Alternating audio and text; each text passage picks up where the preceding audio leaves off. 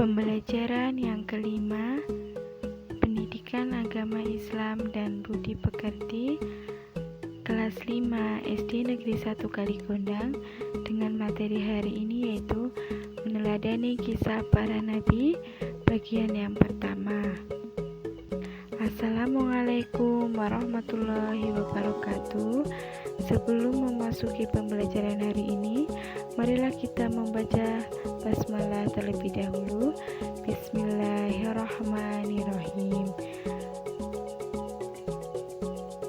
Untuk hari ini, Ibu akan menyampaikan tujuan pembelajaran terlebih dahulu sebelum kita melanjutkan ke materi kisah para nabi. Yang pertama yaitu mengetahui kisah Nabi Daud alaihissalam, yang kedua Nabi Sulaiman alaihissalam, lalu yang ketiga Nabi Ilyas alaihissalam, yang keempat Nabi Ilyasa alaihissalam, dan yang terakhir Nabi Muhammad SAW, dan meneladani sifatnya. Lalu yang kedua menceritakan kisah keteladanan Nabi Daud alaihissalam, Nabi Sulaiman alaihissalam, Nabi Ilyas alaihissalam, Nabi Ilyasa alaihissalam, dan Nabi Muhammad sallallahu alaihi wasallam. Lanjut, kita memasuki peta konsep materi meneladani kisah para nabi. Yang pertama, kita akan bercerita atau berkisah tentang Nabi Daud alaihissalam. Yang kedua, kisah Nabi Sulaiman alaihissalam. Yang ketiga, kisah Nabi Ilyas alaihissalam. Yang keempat, kisah Nabi Ilyasa alaihissalam. Dan yang kelima, kisah Nabi Muhammad sallallahu alaihi wasallam. Para nabi dan rasul yang diutus oleh Allah SWT memiliki kisah yang berbeda-beda. Setiap nabi itu memiliki kisah keteladanan yang dapat dijadikan pelajaran bagi umat Islam. Seperti yang kita ketahui, para nabi diberi keistimewaan atau mukjizat oleh Allah SWT. Para nabi dan rasul juga memiliki sifat-sifat mulia yang dapat dijadikan teladan bagi umat manusia. Mari kita pelajari dan pahami kisah keteladanan para nabi dan rasul. Yang pertama, kita akan berkisah tentang Nabi Daud alaihissalam. Nabi Daud alaihissalam yaitu nabi yang diutus oleh Allah SWT, yang berasal dari Bani Israel, dari anak cucu Yahudi. Beliau tinggal di Bethlehem, yaitu di Palestina. Nabi Daud alaihissalam adalah keturunan Nabi Ibrahim alaihissalam yang ke-13. Ayahnya itu bernama Yasa. Nabi Daud adalah nabi sekaligus raja Bani Israel. Sejak remaja, beliau selalu menyertai tentara Bani Israel di bawah pimpinan Talut melawan Raja Jalut. Nabi Daud alaihissalam adalah orang yang sangat taat kepada Allah. Nabi Daud dikenal dengan kebiasaannya berpuasa secara berselang-seling. Sehari berpuasa dan sehari lagi itu tidak berpuasa. Maka puasa tersebut disebut puasa Daud. Di situ kita bisa melihat gambar seorang anak kecil yaitu Nabi Daud yang melawan Raja Jalut yang kejam. Lanjut, bagaimana sih Nabi Daud itu bisa melawan Raja Jalut, padahal Nabi Daud itu masih seorang anak kecil yang berusia 9 tahun. Jadi waktu Nabi Daud muda itu, ketika Bani Israel dijajah oleh bangsa Palestina kuno, suatu waktu Raja Bani Israel bernama Talut berjuang ke medan perang bersama pasukannya melawan Jalut dari Palestina kuno. Nabi Daud yang baru berusia 9 tahun juga ikut berperang bersama kedua kakaknya. Di tengah perjalanan, pasukan Talut satu persatu itu mengundurkan diri. Awalnya pasukannya berjumlah 80.000 orang, kini menyusut dan menjadi 319 orang. Meskipun demikian, Talut tetap maju melawan Jalut. Kedua pasukan pun bertemu dan terjadilah perang tanding 1 lawan 1. Ternyata hanya Nabi Daud yang berani melawan Jalut yang yang tinggi besar dan amat ditakuti siapapun. Dengan seizin Allah SWT, Nabi Daud mampu mengalahkan bahkan membunuh Jalut dengan bandering dan batu. Dengan demikian pasukan Talut memetik kemenangan.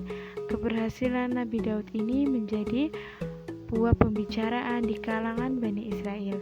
Karena berhasil mengalahkan Jalut, maka Nabi Daud dinikahkan oleh Raja Talut dengan Mikyal, putrinya. Nabi Daud dinobatkan menjadi Raja Bani Israel ketika masih berusia di bawah 30 tahun di Baitul Maqdis atau Yerusalem, lalu dijadikan ibu kota kerajaannya. Jadi Nabi Daud itu raja termuda dan sudah dinikahkan oleh Raja Talut, yaitu dengan putrinya Mikyal. Nabi Daud itu bisa mengalahkan Raja Jalut hanya ketapel dan sebuah batu, maka Raja Jalut yang jahat itu bisa tumbang. Lalu kita akan memasuki kisah tentang bagaimana sih mukjizat Nabi Daud alaihissalam. Jadi Nabi Daud itu mendapat mukjizat dari Allah, yaitu memiliki suara yang sangat merdu. Karena suaranya yang begitu merdu, bukan manusia saja yang mengaguminya, namun jin, angin, dan binatang serta tumbuhan ikut menyukai atau mengagumi suara dari Nabi Daud. Yang kedua, memiliki tangan yang kuat sehingga mampu menciptakan baju besi tanpa ditempa. Jadi Nabi Daud itu memiliki suara yang bagus dan memiliki kekuatan tangan yang luar biasa, makanya bisa mengalahkan Raja Jalut. Ada Al-Quran atau dalil tentang mukjizat Nabi Daud alaihissalam, yaitu sesungguhnya kami menundukkan gunung-gunung untuk bertasbih bersama dia, Daud di waktu petang dan pagi, yaitu di surat Sot ayat 18, dan ada juga di surat Al-Anbiya ayat 80. Dan telah kami ajarkan kepada Daud membuat baju besi untuk kamu guna memelihara kamu dalam peperanganmu, maka hendaklah kamu bersyukur kepada Allah SWT. Lalu kita memasuki kisah Nabi Sulaiman alaihi salam.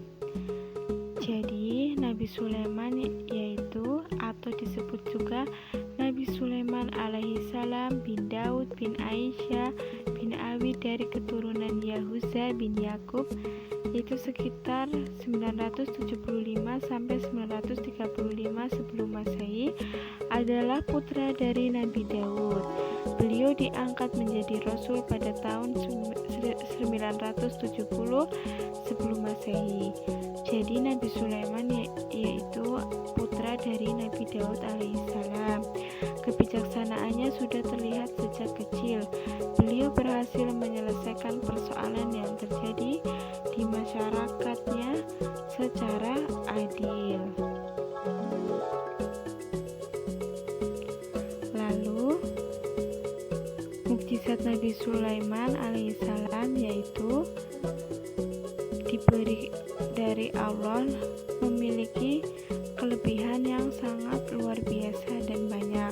Salah satunya itu dapat berbicara kepada permadaninya dan mengerti bahasa hewan. Yang kedua, sanggup memerintahkan bangsa jin dan hewan.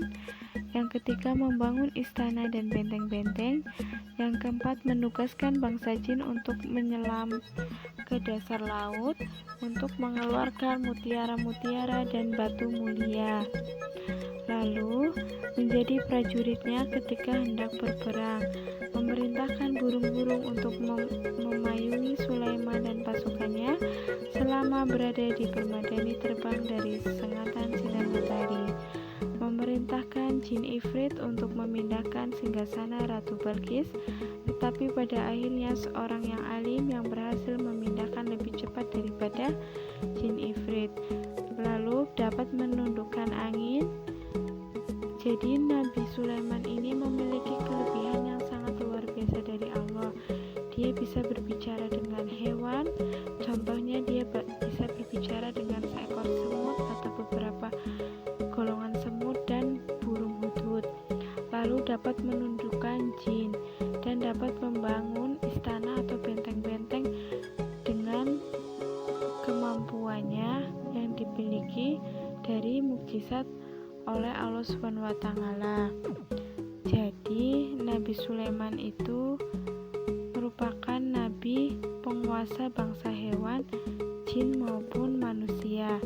Nabi Sulaiman muda memerintah Bani Israel menggantikan ayahnya yaitu Nabi Daud. Kecerdasan Nabi Sulaiman memecahkan sengketa perebutan anak, perselisihan antara tukang kebun dan gembala, membuat Nabi Daud mempercayakan kerajaannya kepada Sulaiman, dan Allah mengangkatnya menjadi nabi hingga Bani Israel bertambah makmur.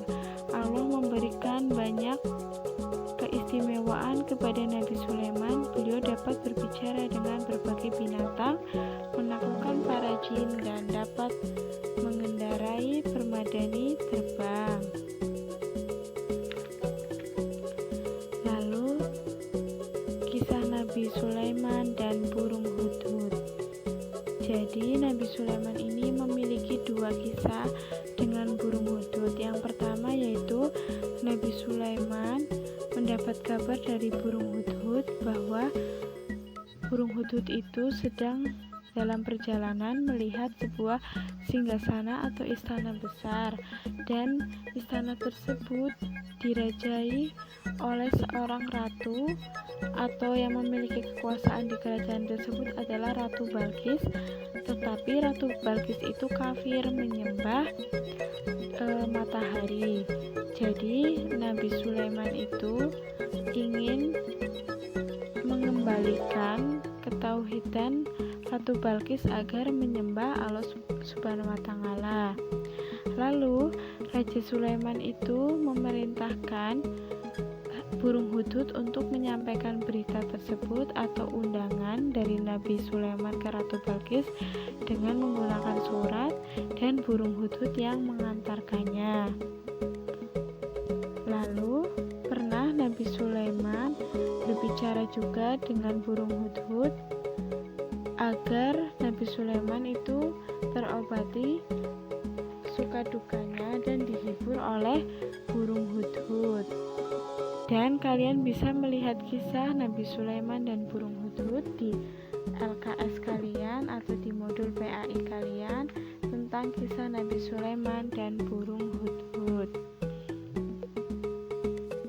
Nanti ibu juga di akhir pembelajaran ini akan memberikan video pembelajaran atau kisah tentang Nabi Daud melawan Raja Jalut dan kisah Nabi Sulaiman dengan burung hudhud. Sekian dan terima kasih untuk pembelajaran hari ini. Bila ada tutur kata ibu yang salah atau kurang berkenan, ibu mohon maaf dalam penyampaiannya materi kali ini. Tetap jaga kesehatan kalian dan tetap fokus untuk belajar, dan materi meneladani kisah para nabi satu ini dapat disimak kembali di modul PAI pembelajaran kelima. Untuk materi selanjutnya akan disampaikan di pekan yang akan datang. Marilah kita akhiri dengan membaca hamdalah. Alhamdulillahirabbil alamin. Wassalamualaikum warahmatullahi wabarakatuh. Kemudian sampailah pasukan Bani Israel itu di hadapan pasukan Jalut yang tidak sebanding jumlahnya. Lihat, jumlah mereka banyak sekali. Dengan jumlah kita yang sedikit ini, kita pasti akan kalah. Saudara-saudaraku yang beriman, janganlah kalian merasa takut melihat musuh yang jumlahnya lebih banyak dari kita. Cobalah kalian ingat, berapa banyak terjadi golongan yang sedikit dapat mengalahkan golongan yang banyak dengan izin Allah. Jika kalian termasuk orang-orang yang beriman, teguhkanlah hati kalian. Sambutlah pintu surga di depan sana. Sesungguhnya Allah bersama kita. Allahu Akbar. Lihatlah orang-orang yang sedang ketakutan di atas sana. Mereka datang jauh-jauh hanya untuk mengantarkan nyawanya. Bukan, bersiap. Saat ini hanya ada satu di antara dua pilihan yang harus kita pilih. Hidup mulia atau mati syahid. Marilah kita berdoa kepada Allah, Tuhan yang Maha Kuat, agar menurunkan pertolongannya kepada kita. Rabbana afrik alaina sabran wasabbit aqdamana wansurna alal qaumil kafirin. Ya Tuhan kami, tuangkanlah kesabaran atas diri kami, kokohkanlah pendirian kami, dan tolonglah kami terhadap orang-orang kafir. Amin. Pasukan pemanah tetap di atas bukit ini. Arahkanlah panah-panah kalian kepada para panglima tentara Jalut dan tentara berkuda musuh. Pasukan yang turun bertempur dibagi menjadi 3 kelompok, sebelah kiri, tengah, dan kanan. Setiap masing-masing dari kalian berhasil membunuh tentara Jalut, kalian harus berlari bertukar posisi dengan kelompok yang di sebelahnya. Begitu pula seterusnya. Wahai pasukan semua, telah tiba saatnya untuk kita berpesta. Hari ini juga, mari kita musnahkan bangsa Israel bodoh itu. Serang! Ayo maju! Allahu Akbar! Lalu Allah mengabulkan doa mereka. Ke dalam dada mereka Allah limpahkan kesabaran, sehingga hati mereka merasa tentram dan keimanannya tidak tergoyahkan, walaupun dengan jumlah yang sangat tidak sebanding. Tumpah ruah, orang-orang yang meyakini bahwa mereka akan menemui Allah ini menghambur ke medan pertempuran. Maju terus! Allahu Akbar! Allahu Akbar!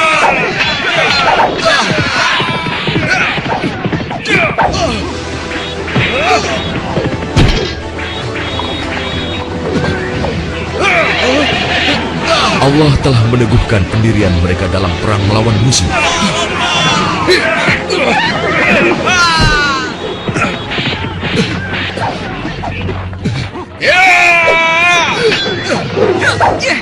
Hingga akhirnya Allah Azza wa Jalla mengabulkan kemenangan untuk mereka.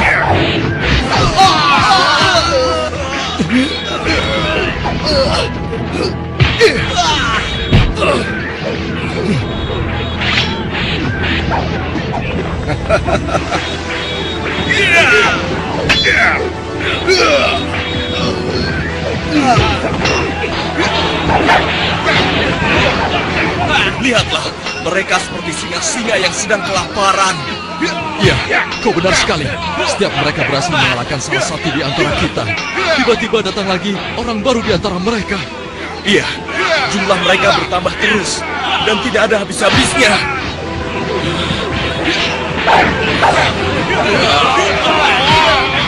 Maju terus! Allahu Akbar! Matilah kau!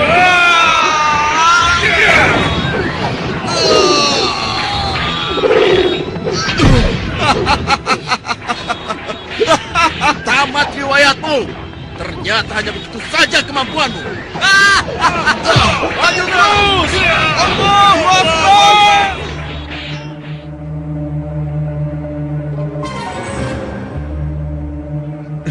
Yang berhak mematikan adalah Allah, bukan kau. Sekarang matilah kau.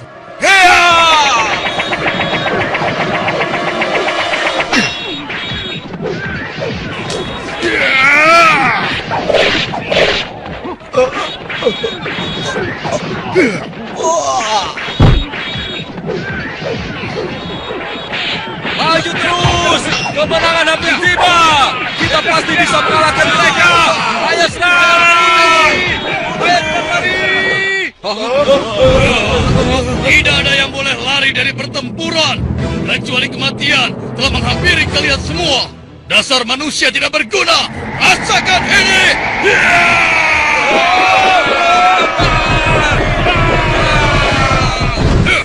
Akan tetapi, Jalut si penguasa zolim memang terlalu tangguh buat mereka.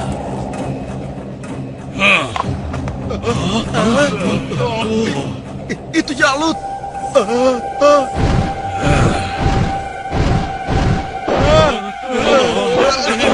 Katakan, di mana pemimpin kalian yang bernama Talut? Ayo maju! Suruh maju, atau aku sendiri yang akan menyeretnya!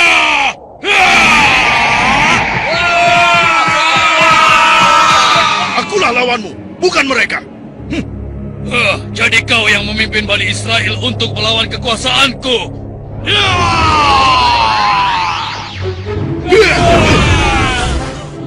Aku diperintahkan oleh Allah untuk membunuhmu dan menghentikan kejahatanmu terhadap bangsa Israel.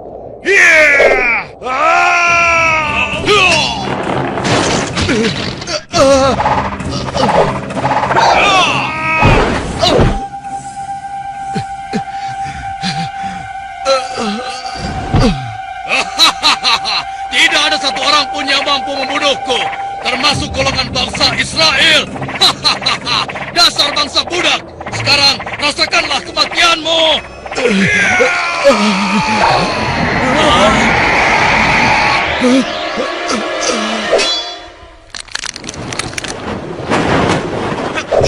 Hei, itu kan Daud. Iya, mau apa dia? Mungkin dia sudah gila. Dia ingin melawan Jalut. Pergi dan bertobatlah kau Jalut. Aku tidak ingin membunuhmu. Pergilah kau. Ternyata bangsa Israel adalah bangsa yang pengecut, sampai-sampai harus mengirim anak kecil kalian untuk melawanku. Minggir kau anak kecil, tempatmu bukan di sini. Atau kau juga sudah bosan hidup?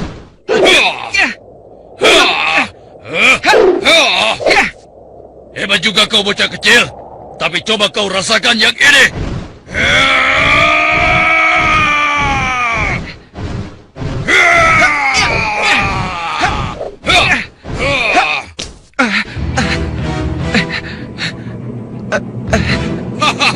Kau pasti akan mati.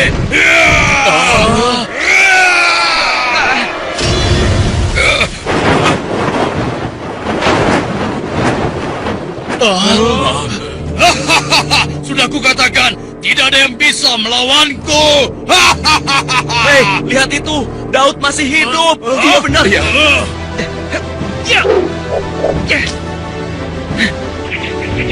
Dengan izin Allah, matilah kau Jalut.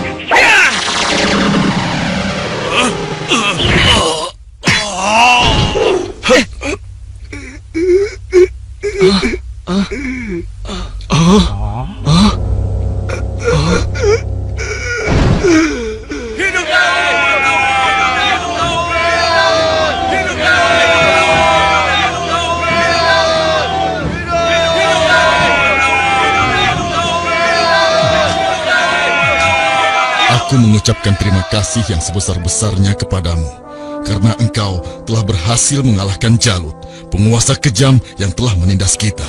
Tidak tuanku, ini semua adalah berkat pertolongan Allah, bukan karena aku. Semoga Allah merahmatimu, nak. Saudara-saudaraku semua, kemenangan ini adalah kemenangan yang Allah berikan kepada kita. Kemenangan ini bukanlah semata-mata hanya karena usaha dan kerja keras kita, tapi berkat pertolongan Allah Subhanahu wa Ta'ala.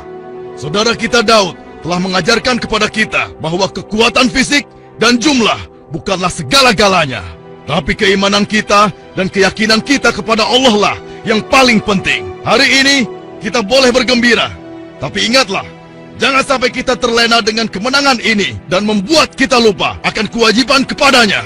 Mari pasukanku, mulai saat ini kita tingkatkan iman dan takwa kita kepada Allah dengan kembali mengikuti ajaran Nabi Musa alaihi salam.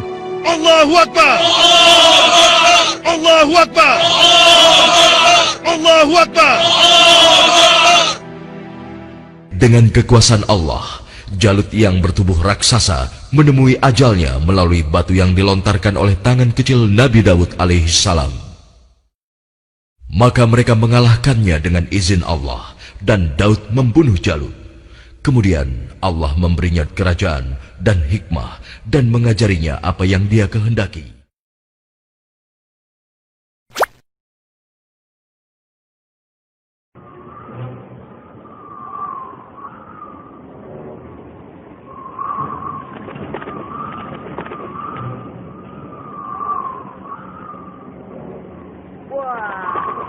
Subhanallah, itu sungguh istana yang luar biasa. Itu istana kerajaan Sabah. Sepertinya bagus sekali bangunan itu. Ayo kita ke menara sana. Wah, luar biasa. Pemimpin kerajaan ini siapa ya? Seorang ratu bernama Balkis. Hei, sedang apa mereka di sana? Mereka sedang bersiap-siap untuk melaksanakan upacara persembahan terhadap matahari. Yang ditandu itu Ratu Balkis ya? Ya, benar. Wahai Dewa Matahari, berilah kami kemakmuran. Dewa Matahari, berilah kami kesejahteraan. Demi Allah yang memberikan Sulaiman kekuasaan yang besar. Ternyata ada raja lain selain Sulaiman dan mereka tidak menyembah Allah. Baiklah teman, aku harus segera kembali. Terima kasih ya, kau sudah mengantarkan aku. Aku harus menyampaikan hal ini pada Baginda Sulaiman. Bagaimana pengawal? Apakah persediaan air kita saat ini sudah mencukupi? Sudah, Baginda. Bagus. Lalu bagaimana dengan Hudhud? Maafkan hamba, Baginda. Sampai saat ini kami belum mengetahui di mana keberadaannya. Kemana perginya Hudhud?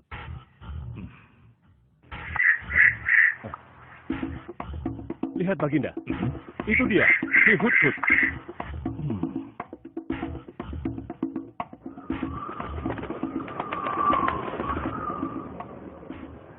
Dari mana saja kau, Hudhud? Kenapa kau pergi tanpa izin terlebih dahulu kepadaku? Karena kecerobohanmu, aku akan memberimu hukuman yang sangat berat. Dan hukumannya, aku akan menyembelihmu. Maafkan hamba, Baginda. Hamba sangat menyesal pergi tanpa seizin Baginda. Namun, izinkan hamba menyampaikan berita yang menurut hamba, Baginda yang mulia belum pernah mengetahuinya. Berita yang belum pernah ku ketahui. Berita apa gerangan? Wahai Hudhud, semoga berita itu cukup penting, sehingga membebaskanmu dari hukumanku. Tentu, Baginda. Ini hal yang sangat penting untuk Baginda ketahui. Baiklah, cepat ceritakan padaku. Tadi hamba singgah ke suatu negeri. Di sana hamba melihat sebuah istana yang sungguh indah dan megah. Lalu? Negeri itu bernama Sabah, dipimpin oleh seorang ratu yang bernama Balkis. Hamba melihat sendiri bagaimana Ratu Balkis bersama rakyatnya sedang menyembah matahari. Baiklah, yang kau sampaikan memang cukup penting. Kesalahanmu kali ini aku maafkan. Oh, terima kasih, Paduka. Jangan senang dulu, karena kebenaran berita yang kau sampaikan harus kau buktikan. Baik, Baginda. Apa yang harus hamba lakukan? Tunggu sebentar. Pengawal, ambil kertas dan juga pena. Baik, Baginda. Ini, Baginda, pena dan kertasnya. Silakan. Oh, terima kasih, pengawal.